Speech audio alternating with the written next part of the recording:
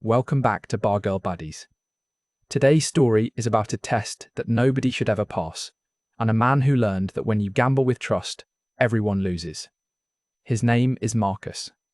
32 years old, from Brisbane, Australia. Successful digital marketing consultant, six-figure income, the kind of bloke who had it all figured out on paper. Smart, good-looking enough, financially sorted. But here's the thing about having your life together on the outside. It doesn't mean a damn thing when you're hollow on the inside.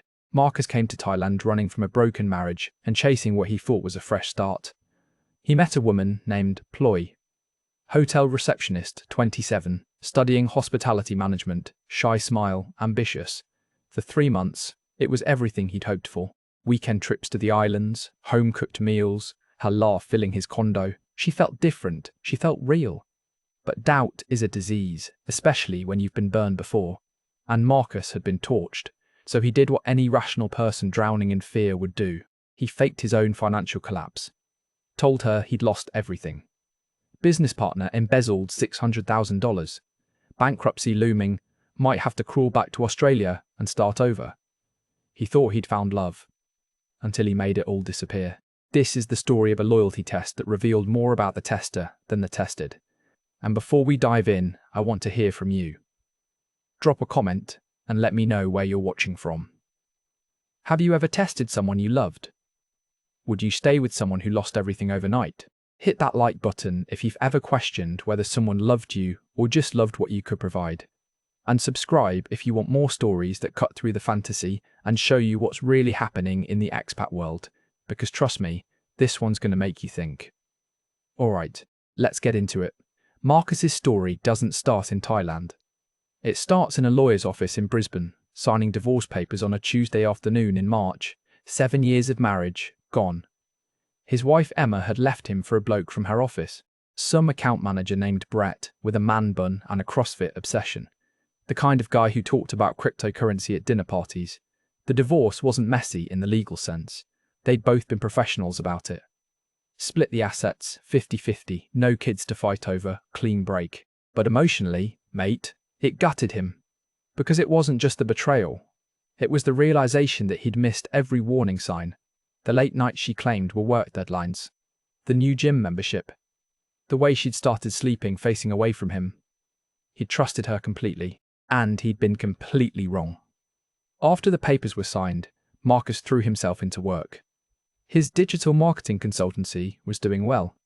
He had 3 major clients on retainer, pulling in about $15,000 a month, sometimes more. He'd sold his share in a startup the year before for $400,000, had another $450,000 in investments and savings. By any measure, he was killing it financially. But success feels pretty hollow when you're coming home to an empty apartment that still smells like her perfume. His mates tried to help. Took him out to pubs in Fortitude Valley, set him up on dating apps, told him to get back out there. But Australian dating after divorce felt like wading through quicksand. Everyone had baggage. Everyone had an agenda. The conversations felt like job interviews. The chemistry felt forced. Then one night, couldn't sleep, 3 in the morning, he fell down a YouTube rabbit hole. Expat channels. Blokes living in Southeast Asia, talking about the cost of living, the weather, the lifestyle, the women. Video after video of guys his age or older, looking genuinely happy for the first time in years. Thailand, Vietnam, Philippines, beaches and street food and adventure, and the promise of starting over somewhere. Nobody knew your story. The algorithm knew what he needed before he did. He spent 2 months researching. Joined expat Facebook groups, read forum posts, watched hundreds of videos. The more he learned, the more it made sense. He could keep his consulting clients remotely. Thailand's cost of living was a fraction of Brisbane's. And maybe, just maybe, he could find someone who wanted him for him, not for the mortgage and the super fund. His parents thought he was having a breakdown. His mum cried when he told them. His dad just shook his head and said, "You're running, son." And maybe he was. But sometimes running away from pain is the only way to run towards something better. In June, Marcus landed at Suvarnabhumi Airport with 2 suitcases, a 1-year visa, and about 850,000 Australian dollars in assets. His consulting contracts were secure. His investments were solid. He'd done the math. He could live very, very comfortably in Bangkok on 4,000 or 5,000 a month, maybe less. The heat hit him like a wall when he stepped outside the airport. That thick, wet Bangkok heat that makes your shirt stick to your back within seconds. The taxi ride into the city was sensory overload.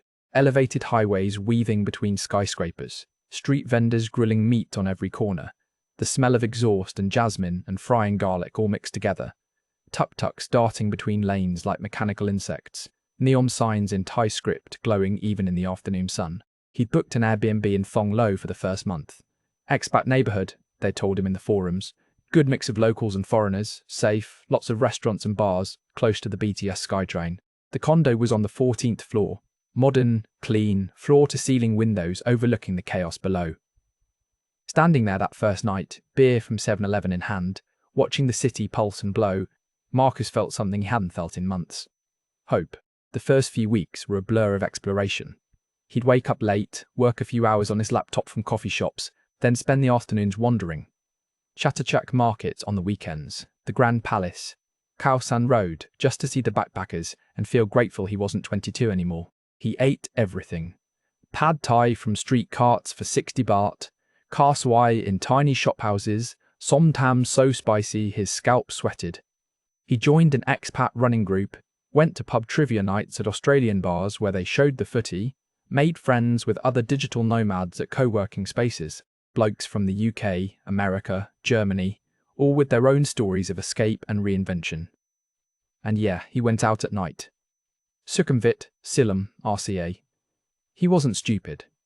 He knew the reputation. Knew about the bar scene. The working girls. The transactional nature of a lot of expat relationships here. His new friends warned him constantly. Don't wife the first bird you meet. Don't be a walking ATM. Don't catch feelings in the first 3 months. But Marcus was careful. He went to the clubs, sure, had a few drunken nights, but nothing serious. He was learning the city, learning the culture, learning himself again. And he was in no rush. Then he met Ploy. It was a Thursday night in late July. One of his consulting clients had just renewed for another year, so Marcus was celebrating at Octave, that rooftop bar on the 49th floor of the Marriott. Expensive, by Bangkok standards, 250 baht for a beer. But the view was insane. The entire city spread out below, lights stretching to the horizon, warm wind carrying the sound of traffic and life. He was sitting at the bar, scrolling through his phone, when someone asked in accented English if the seat next to him was taken. He looked up. She was beautiful in a way that didn't announce itself, not the Instagram model type you saw in the clubs, just naturally pretty. Mid-20s, he guessed, long dark hair, simple black dress, minimal makeup. But it was her eyes that caught him. Nervous but curious, like she wasn't used to making the first move, but had decided to try anyway. It's all yours, Marcus said, gesturing to the stool. Her name was Ploy. She worked at a hotel near Asok, front desk supervisor, 4 years in hospitality. She was studying for a degree in hotel management, night classes 3 times a week. Tonight was her friend's birthday, but the friend had ditched early with some guy, and Ploy didn't want to waste the nice outfit. They talked for 3 hours. About Bangkok, about Australia, about work and travel and families. She'd never been outside Thailand, wanted to see Japan, maybe Australia one day.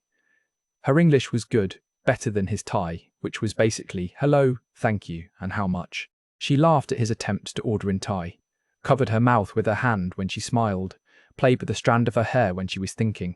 She didn't ask him what he did for work until he brought it up. Didn't ask where he lived or how much money he made. Just seemed genuinely interested in talking, in connecting.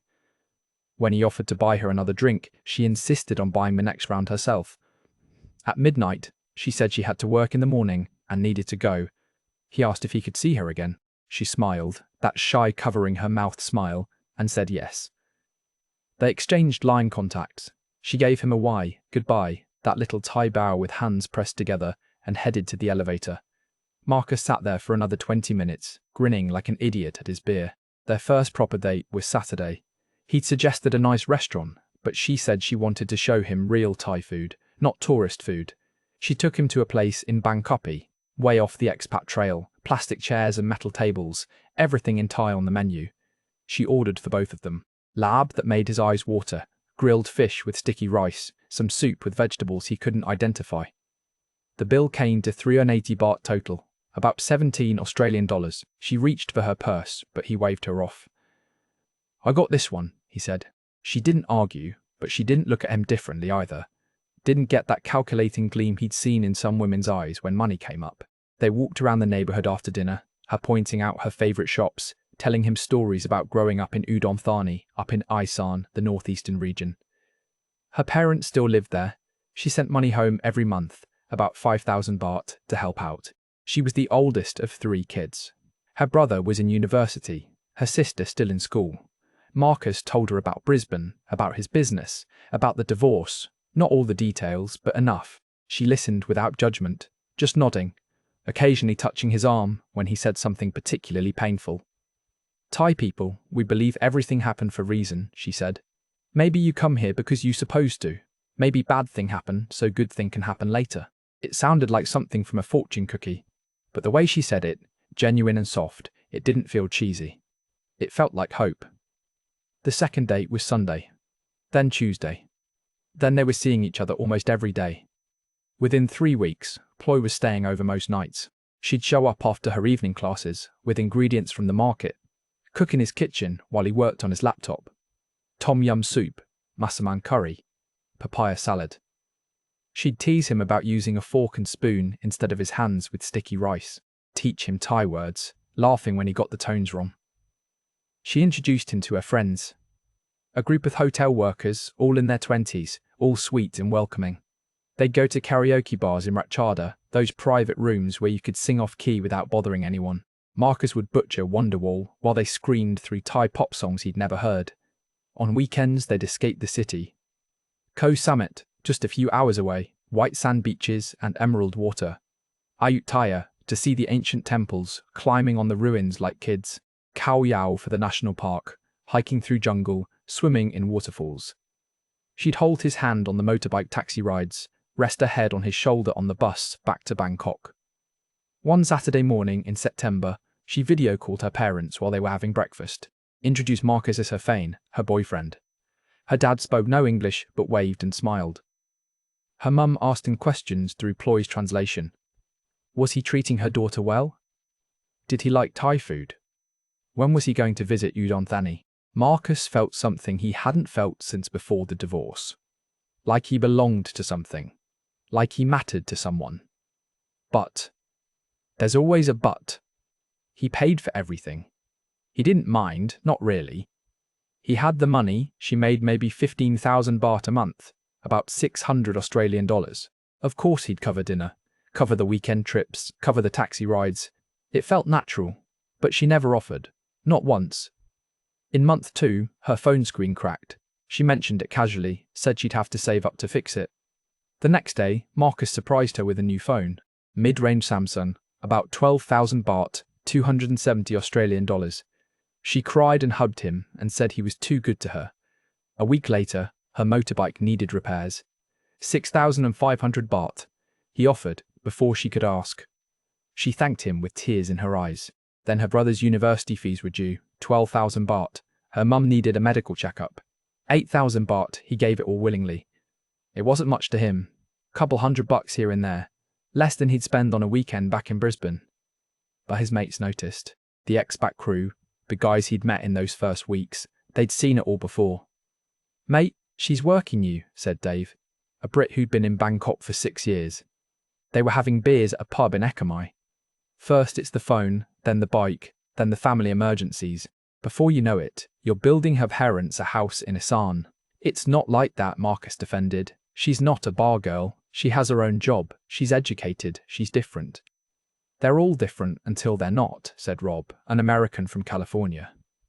"I'm not saying she's a bad person. I'm saying the dynamic here is fundamentally transactional. You're the ATM. That's just how it works." Marcus wanted to argue, but something in their faces stopped him. They weren't being cruel. They were trying to help. They'd been where he was. They'd learned the hard way. That night, lying in bed with Ploy curled against his chest, her breathing soft and steady, Marcus stared at the ceiling and wondered. Did she love him? Or did she love what he could provide? Would she be here if he was broke? If he worked at a 7-Eleven instead of running a consulting business, he hated himself for thinking it. But once the thought was there, he couldn't unthink it. The doubt had arrived. And doubt, once invited in, doesn't leave quietly. Month 4 is when the cracks started showing. Or maybe they'd always been there, and Marcus had just been too infatuated to notice. Either way, October rolled around, and the pattern became impossible to ignore. It started small. Ploy mentioning over breakfast that her brother's laptop had died, and he needed a new one for his engineering coursework. Not asking directly, just mentioning it. The way you might mention the weather. Marcus offered immediately. 15,000 baht. About 670 Australian dollars. Her gratitude was enthusiastic. That night, she initiated sex for the first time in a week. He noticed that, filed it away in the back of his mind, where he was keeping a mental ledger he pretended he wasn't keeping. 2 weeks later, her mum again. Dental work this time. 12,000 baht. The week after that, her sister needed money for a school trip. 5,000 baht. Then Ploy's own motorbike needed new tyres. 7,000 baht. Then a cousin's wedding gift. 3,000 baht. Marcus started doing the math. Since they'd met in July, he'd given or spent on Ploy's requests about 90,000 baht. Just over 4,000 Australian dollars, not counting what he spent on their dates, their trips, their daily life together. That was probably another 60 or 70,000 baht. $4,000 in 3 months. It wasn't breaking him, not even close. But it was the pattern that bothered him. Every request was presented as an emergency, a one-time thing, bad luck. But emergencies that happen twice a week aren't emergencies. They're a business model. And the affection correlation was undeniable now that he was watching for it. When he gave money, Ploy was warm, attentive, physically affectionate. When he suggested they save money, stay in for the weekend, cook at home instead of going out, she'd get quiet, distant, suddenly tired. Headaches, not in the mood. It was never direct enough to confront. She never explicitly demanded anything. Never threatened to leave if he didn't pay. She was too smart for that. It was all suggestion, implication, the subtle withdrawal of affection as punishment, the return of warmth as reward, Pavlovian conditioning.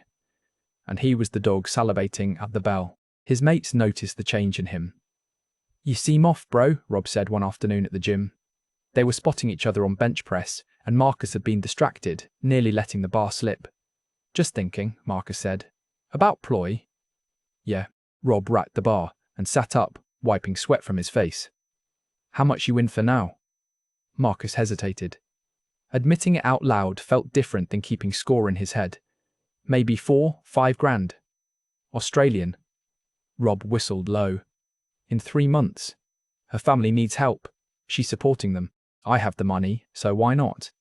Because you're not her dad, mate. You're her boyfriend. Or you're supposed to be." "What's that mean?" Rob stood, grabbed his water bottle, took a long drink. "It means in a real relationship, you're partners. In this setup, you're a resource." There's a difference. Marcus wanted to argue. Wanted to defend Ploy, defend himself, defend the idea that this was love and not commerce. But the words wouldn't come. Because deep down, deeper than he wanted to admit, he knew Rob was right. That night, he tested a theory. Ploy came over after work, let herself in with the key he'd given her. She kissed him hello, started pulling ingredients from a bag to make dinner. Green curry, his favourite. "Hey babe," Marcus said, keeping his tone light. "I was thinking we should start being more careful with money. My expenses have been pretty high lately." Her hands paused on the vegetables. Just for a second, then continued chopping. "Okay," she said. "What you mean? Just, cook at home more. Skip some of the shopping trips. Maybe I should call it on helping with every family thing that comes up." Silence. Just the sound of the knife on the cutting board. Chop, chop, chop. "I don't ask you for too much," she said finally. Her voice was quiet. "Hurt. I know. I'm not saying you do. Just saying I need to budget better." She didn't respond. Just finished cooking in silence. They ate in silence. She said she didn't feel well and went to bed early. Didn't kiss him goodnight. The next morning, she left before he woke up. Her text came at noon. "Very busy at work this week. Maybe I stay at my place few days." 3 days later, she still hadn't come over. Her texts were short. Fine. Okay. Busy. Can't talk now. Then her brother's university fees came up. He knew this because she finally called, her voice small and stressed. I don't want to bother you, but my family really need help. 20,000 baht. I try to handle myself, but I cannot. Marcus transferred the money that afternoon. 20,000 baht. About 900 Australian dollars. That night, Ploy showed up at his condo with wine and his favourite dessert from the night market, mango sticky rice. She was affectionate, apologetic, explained she'd just been stressed about money and work. They had sex. She spent the night. Everything was good again. And Marcus lay there after she fell asleep, her head on his chest, her breath soft against his skin, and felt something inside him calcify into certainty. This wasn't love. This was a transaction. And he'd been too desperate to see it. The breaking point came in early November. Marcus met up with Dave, the British expat, for Sunday brunch at a place in Ari. Overpriced eggs, Benedict and bottomless coffee. The kind of Western comfort food you paid too much for when you were homesick. Dave had been in Thailand for 8 years, worked in finance, made decent money, had seen every scam and sob story the expat life could throw at you. He'd been married to a Thai woman once, got divorced, now dated casually with his eyes wide open. They were talking about football when Dave suddenly changed subjects. So how's it going with Ploy? Marcus shrugged. It's fine. You don't sound convinced. I don't know, mate. I just wonder sometimes if she's with me, for me, you know, or for what I can provide. Dave nodded slowly, like he'd been waiting for this conversation. You want to know the truth? There's only one way to find out. What's that? Take away what you provide, see what's left. Marcus frowned. What do you mean, like break up with her? No, I mean test her. Make her think you don't have the money anymore, see if she stays. The idea hit Marcus like cold water. That's mental. Is it? Dave leaned back, sipped his coffee. I did it with my ex. About 4 years ago. We'd been together 6 months, same deal as you. I was paying for everything. She always had family emergencies. I was starting to wonder. So I told her my company was restructuring. I might lose my job. I'd have to go back to the UK if it happened. What did she do? She was sympathetic for about 3 days. Then suddenly, her ex-boyfriend wanted to get back together. What a coincidence, right? Dave's laugh was bitter. She was gone within the week.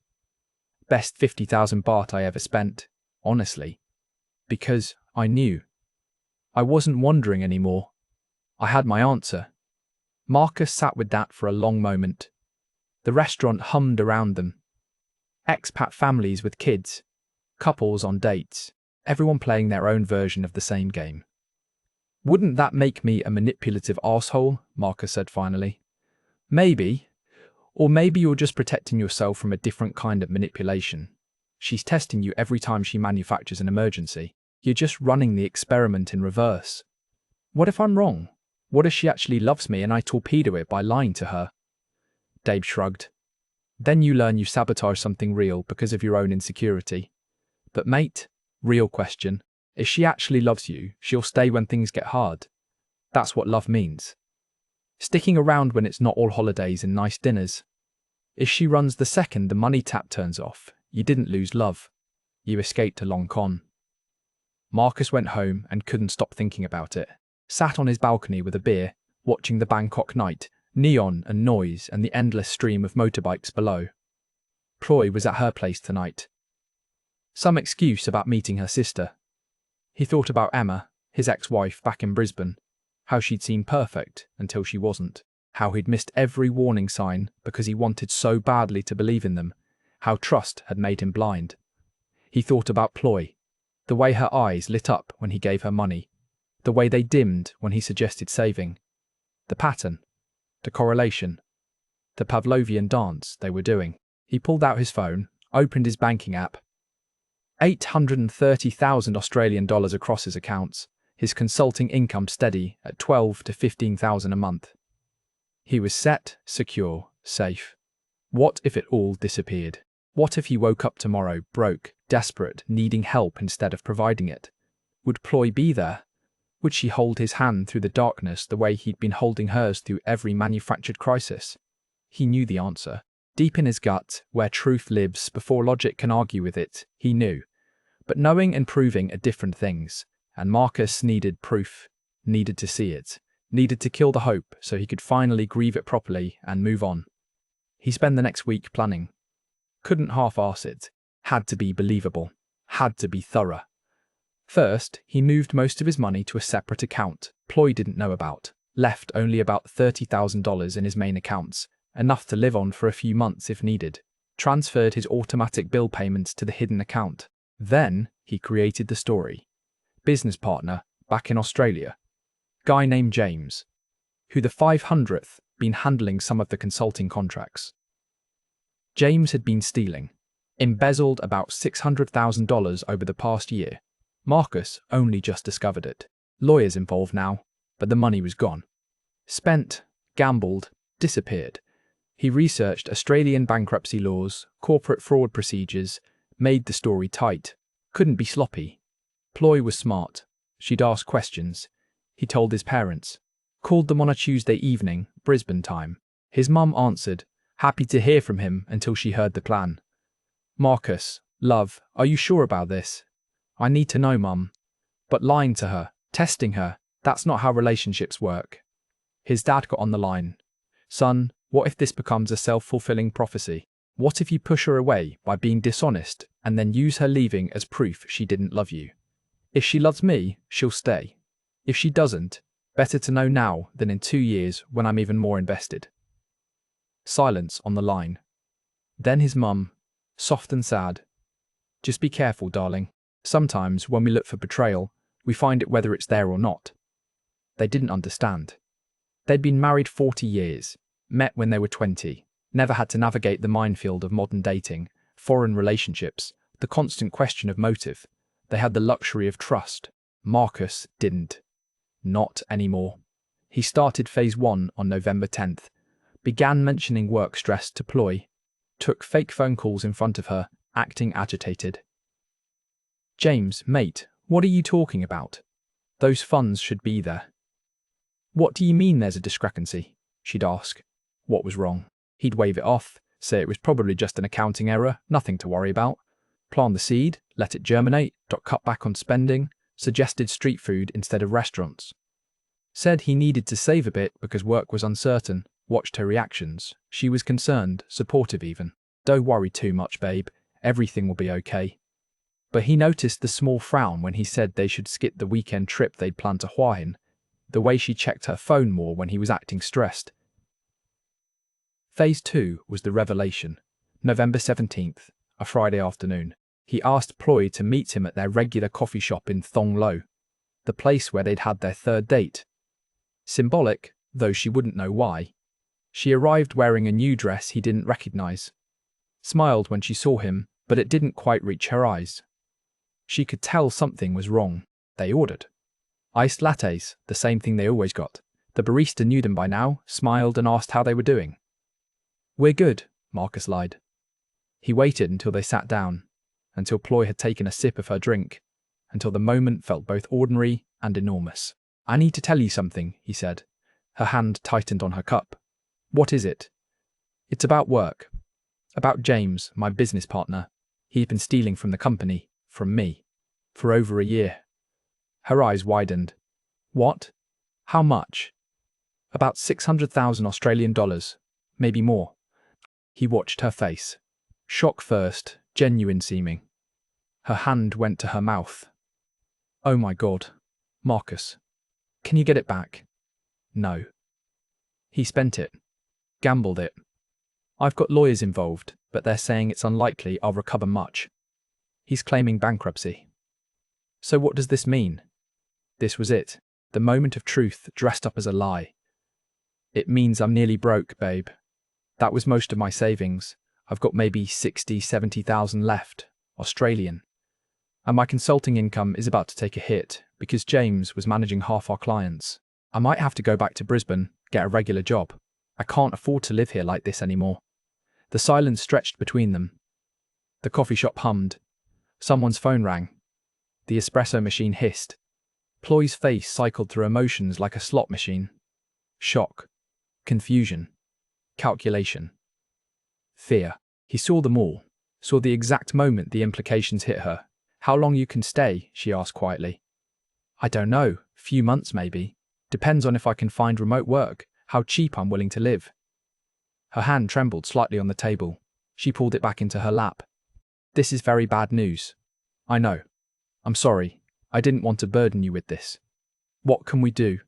The question was right, but the emphasis was wrong. Not what can we do. What can we do? The stress on the we that really meant you. I'm going to figure it out, Marcus said. Just might mean some big changes. I wanted you to know. She nodded. Didn't reach for his hand. Didn't offer comfort or solutions. Just sat there, processing, her eyes distant. They finished their coffee in near silence. She said she had to go, had work early tomorrow. He offered to walk her to the BTS station. She said it was okay. She'd catch a taxi. She gave him a quick hug, not the long, lingering kind she usually gave. Just a brief press of bodies, and then she was pulling away, her purse over her shoulder, her phone already out. He called after her. Okay, she said without turning around. He watched her disappear into the crowd on Thonglor Road. Watched until he couldn't see her anymore. Then sat back down at the table and stared at his empty coffee cup. The test had begun, and somewhere in his chest, under the satisfaction of setting it in motion, was the quiet terror that he already knew how it would end.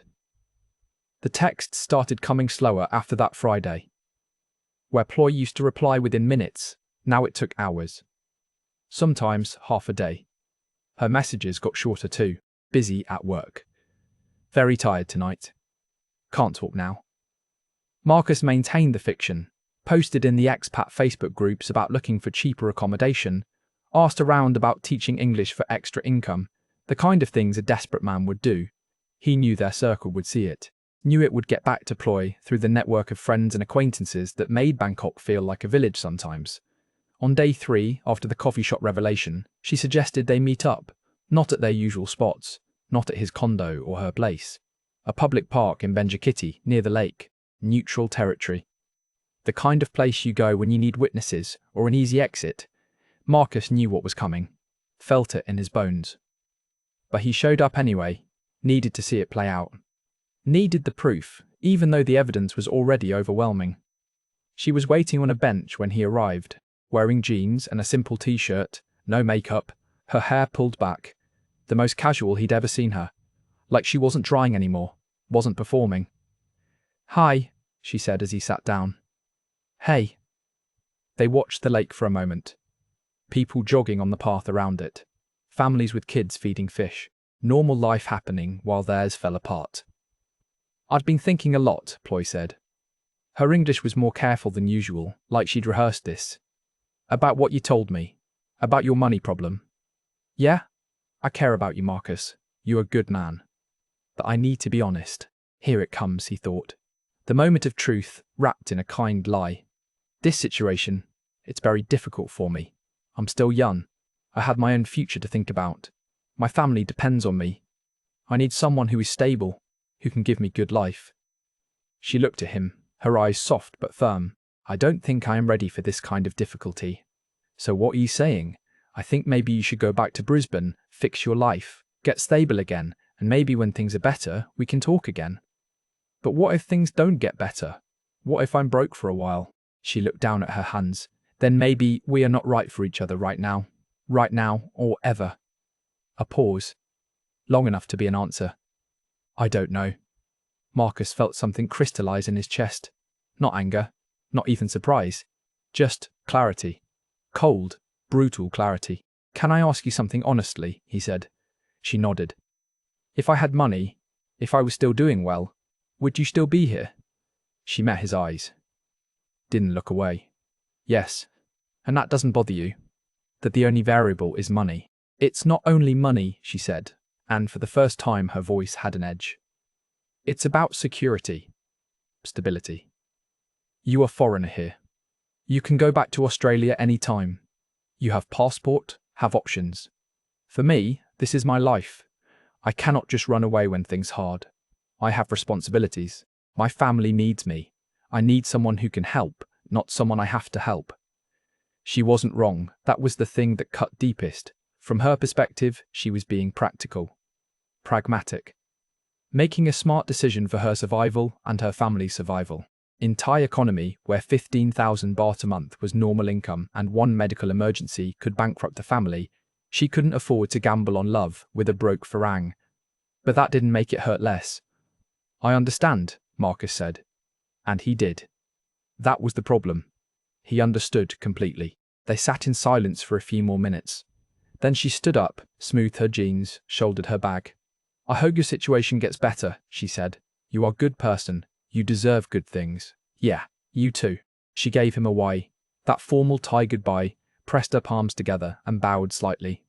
Then she walked away. Didn't look back. Didn't hesitate. Just gone. Marcus sat on that bench for another hour, watching the lake, watching people, feeling the hollow victory of being right settle into his bones like poison. That evening, he logged into his banking app, looked at the $830,000 sitting in his hidden account, all still there, untouched, safe. He could call Ploy right now, tell her it was all a test, show her the money, prove his security. But what would be the point? She'd already shown him the truth. When she thought he had nothing, she left. That was the answer. That was the data he'd been looking for. He'd won the experiment, lost the relationship. Both things could be true. He called his parents that night. His mum answered, heard his voice, immediately knew. She left, didn't she? Yeah. "Oh, love, I'm sorry." His dad got on the line. What happened? Marcus told them everything. The meeting in the park. Ploy's practical reasoning. Her honesty about needing security. The way she'd walked away without looking back. "So you got your answer," his dad said. "Yeah. How do you feel?" Marcus laughed, bitter and sharp. "Like I just paid $4,000 to confirm what my gut already knew. Like I manipulated someone into proving she's exactly what I suspected. Like I'm an arsehole who tested someone's loyalty by lying to them, and now I get to feel superior about failing my own test." Silence on the line. Then his mum, gentle as always. "You tested her loyalty, Marcus, but you did it with dishonesty. What does that say about yours?" The words hit him like a punch. Because she was right, he'd set up a scenario designed to make Ploy fail. Created conditions where the only moral choice was one that required her to sacrifice her own security and her family's well-being for a relationship that was barely 4 months old. Expected her to choose love over survival when he himself had chosen protection over trust. They'd both been testing each other.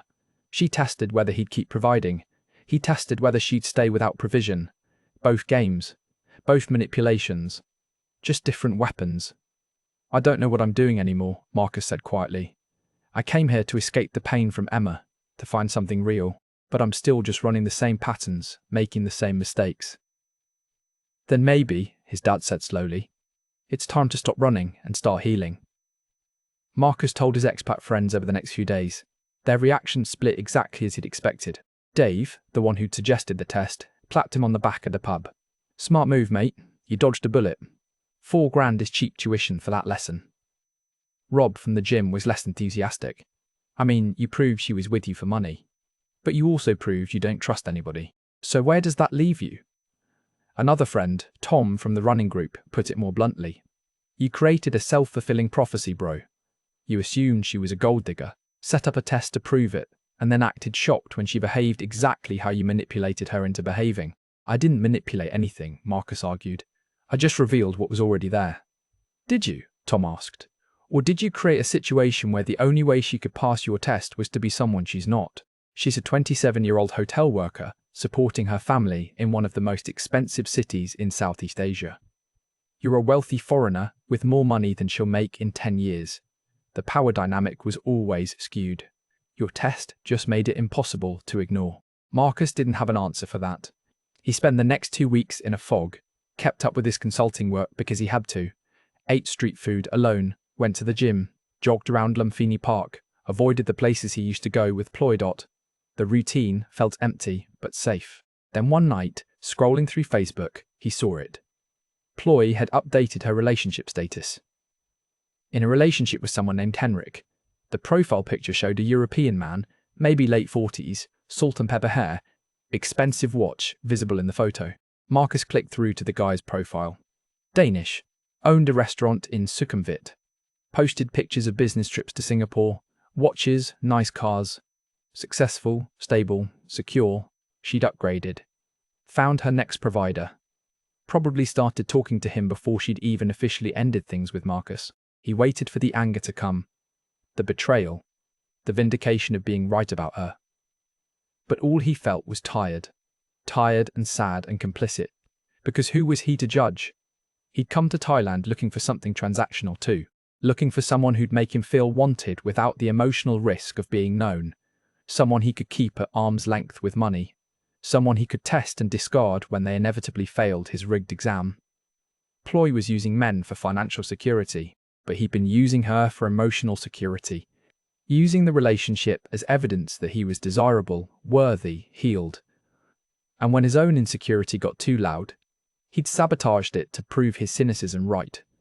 They'd both been users, just in different currencies. The realization sat heavy in his chest for days. He started journaling, something his therapist back in Brisbane had suggested after the divorce. Wrote long, rambling entries about Emma, about Ploy, about why he kept choosing situations designed to confirm his worst beliefs about love. One night, he wrote a letter to Ploy he'd never send, poured it all out. The apology. The acknowledgement that he put her in an impossible position. The recognition that her honesty about needing stability was braver than his deception. The understanding that in Thai economic context, her pragmatism wasn't evil, it was survival. He wrote, "You weren't wrong to leave when you thought I had nothing. You were just honest about what you needed. I was the one playing games, testing you against standards I never communicated, expecting you to choose poverty with me when I myself came here to escape hardship. I'm sorry. I hope Henrik treats you well. I hope you get the security you deserve. And I hope someday I learn to trust someone enough not to test them." He saved it in a folder on his laptop with other unsent letters. To Emma, to his younger self. To the version of him who thought running to Thailand would fix what was broken inside. In December, Marcus made a decision. Bangkok felt tainted now. Too many memories on every corner.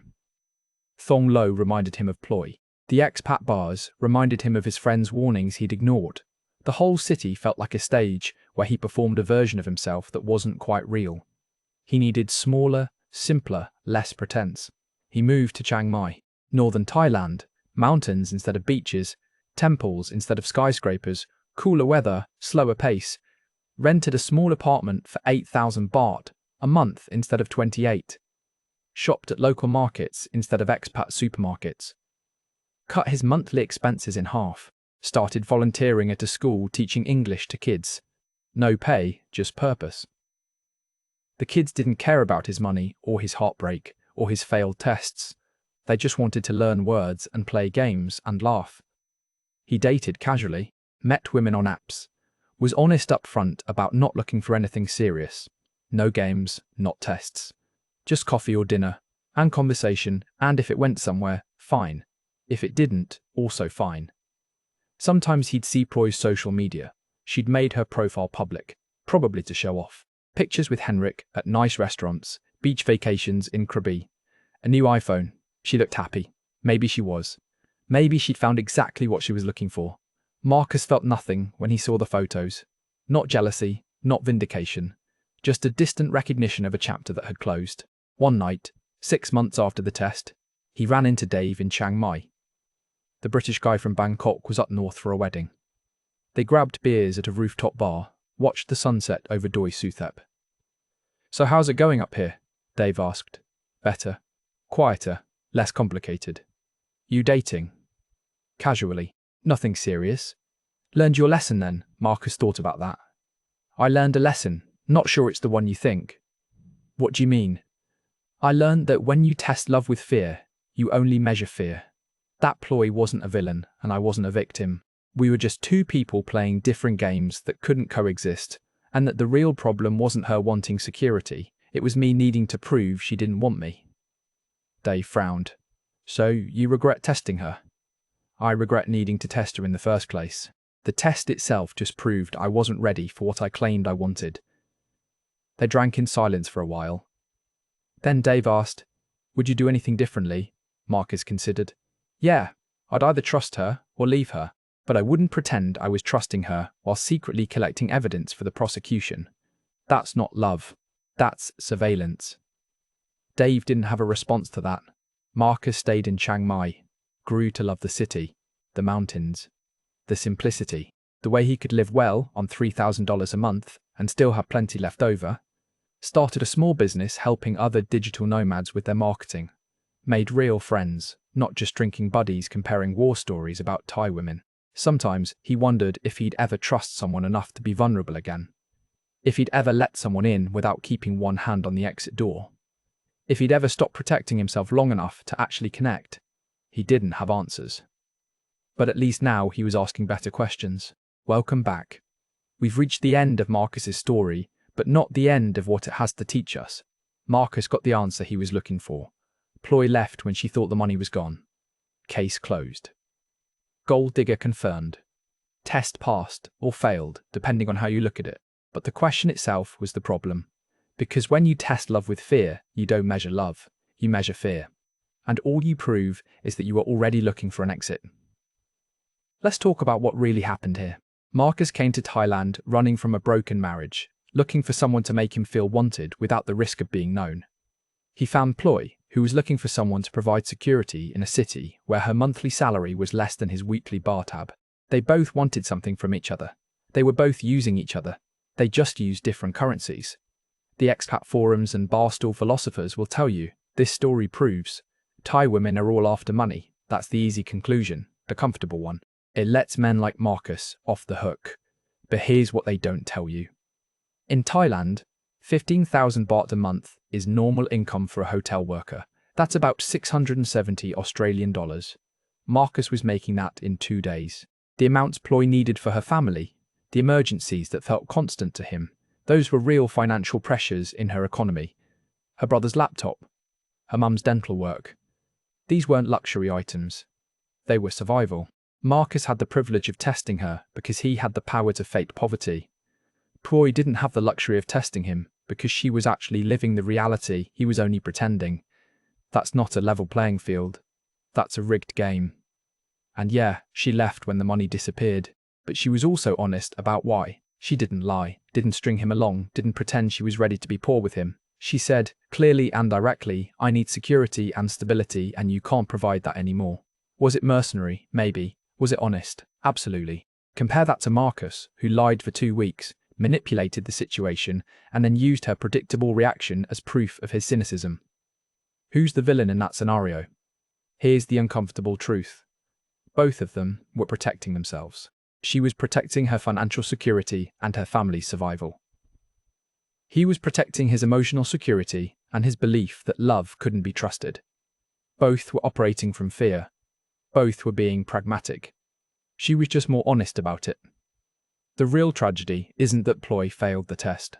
It's that Marcus needed to create the test at all. Because that need, that compulsion to prove people will hurt you, that's what keeps you lonely. That's what keeps you running from country to country, relationship to relationship. Always finding evidence that people are exactly as bad as you fear. You want to know the hardest lesson in expat life. It's not about avoiding the wrong people. It's about becoming the right person. And Marcus, for all his money and his caution and his clever little test, wasn't ready to be the right person. He was still the wounded guy from Brisbane, carrying his divorce like a shield, using his wealth as both bait and barrier. 4 months into a relationship, he demanded Ploy choose poverty with him to prove love was real. But he himself had come to Thailand specifically to avoid poverty and hardship. He'd sold his business shares, kept his consulting income, moved somewhere his money went further. He'd chosen comfort over struggle. But he expected her to make the opposite choice to prove her worth. That's not a test of loyalty. That's a test of hypocrisy. And the only person who failed it was him. If you're watching this and nodding along, thinking, yeah, she was obviously a gold digger, I want you to ask yourself something. Have you ever made a decision based on financial security? Taken a job you didn't love because it paid well? Stayed somewhere because you couldn't afford to leave? Chosen stability over risk? That's what Ploy did. The only difference is she was honest about it. And if you're watching this and thinking Marcus was justified, that he had every right to test her, ask yourself this. Would you stay with someone who lost everything overnight? Would you choose love over your own survival and your family's well-being? Would you trust someone who lied to you for weeks to test your character?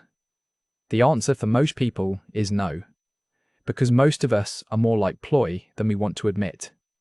Pragmatic, self-preserving, looking for security in an insecure world.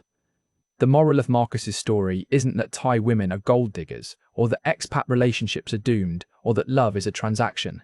The moral is this: when you build a relationship on unequal power, don't be shocked when that inequality defines the relationship. When you use money as both a gift and a weapon, don't act surprised when people relate to you through the lens of money. Marcus could afford to test ploy. Ploy couldn't afford to fail. That power imbalance didn't start with the test. It was there from day one. Every time he paid for dinner, every time he gave her money for a family emergency, every time he enjoyed the gratitude in her eyes, he was establishing the terms. He was the provider. She was the provided for. And you can't build equality on that foundation. So where does that leave us? What do we do with this story? If you're an expat in Thailand or anywhere in Southeast Asia, dating someone from a different economic reality, you need to be honest about what you're building. Are you looking for a partner or a dependent? Are you sharing your life or buying companionship? There's no moral high ground in lying to yourself about the dynamic. And if you find yourself wanting to test someone's loyalty, ask yourself why you need that proof. What wound are you protecting? What belief are you trying to confirm? Because tests reveal more about the tester than the tested. Marcus is still in Thailand, still in Chiang Mai, still dating, still working, still trying to figure out how to trust someone enough to let them in. He knows now that the test was about him, not ploy, that he created a scenario designed to confirm his worst fears, that he sabotaged something that might have been real or might have been fake, but now he'll never know because he poisoned it with distrust. The money he saved by not building Ploy's family a house in Isan, he still got it, safe in his bank account, earning interest, completely secure, and completely meaningless when he's lying alone in his apartment, wondering if he'll ever stop running from the thing he claims he wants. So I'll leave you with this. The real test of love isn't how someone behaves when you fake poverty. It's how you behave when you have the power to fake it in the first place. It's whether you use that power to build trust or destroy it, to create connection or confirm isolation. Drop a comment and let me know what you think. Was Marcus right to test Ploy? Was Ploy wrong to leave? Is there even a right answer in a situation built on unequal ground? And if you've ever tested someone's loyalty or been tested yourself, tell me how it went. Because these stories matter. These patterns repeat. And maybe by talking about them honestly, we can stop running the same experiments expecting different results. Until next time, be careful what you test for. You might just get the answer you deserve.